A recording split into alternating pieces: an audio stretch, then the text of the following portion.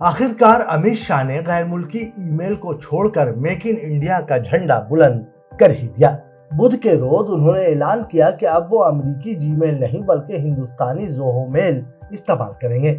साथ ही बड़ी संजीदगी से आवाम को मुखातिब करते हुए कहा, बराह करम अब इसी नए ईमेल पर मेल भेजें।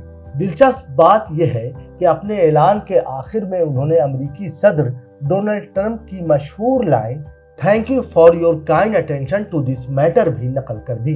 बस फर्क इतना है कि ट्रंप ये जुमला ट्विटर पर तंज के लिए लिखते हैं और शाह साहब ने शायद जीमेल के हवाले से लिखा।